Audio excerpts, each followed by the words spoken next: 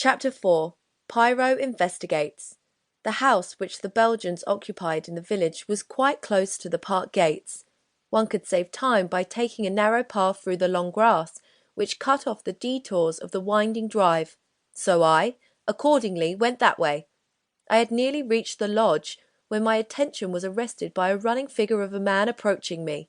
It was Mr. Inglethorpe. Where had he been?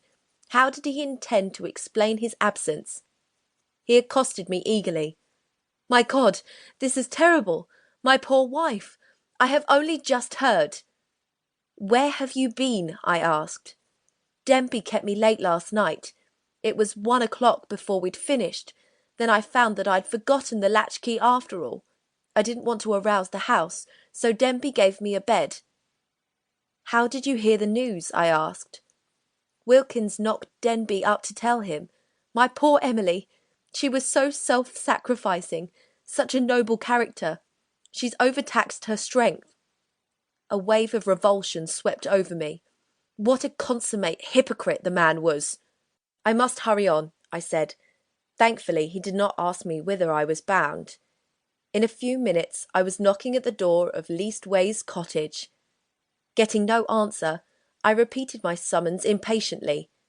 A window above me cautiously opened, and Pyro himself looked out. He gave an exclamation of surprise at seeing me. In a few brief words, I explained the tragedy that had occurred, and that I wanted his help. "Wait, my friend, I will let you in, and you shall recount the affair to me whilst I dress."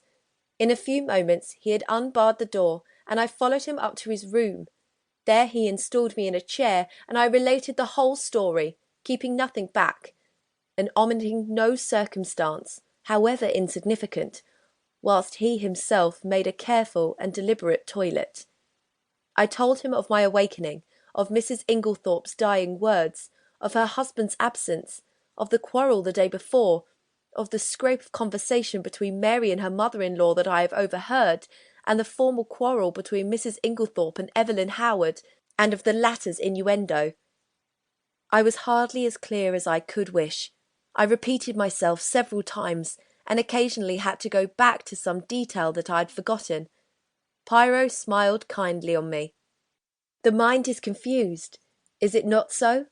Take time, mon ami. You are agitated. You're excited. It is but natural. Presently, when we are calmer, we arrange the facts neatly, each in its proper place. We will examine and reject. Those of importance we will put on one side, those of no importance, poof!"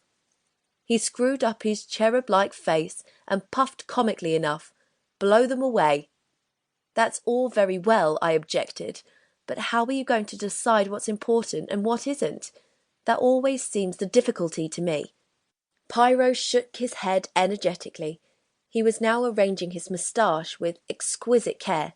"Not so. Voyons. One fact leads to another. So we continue.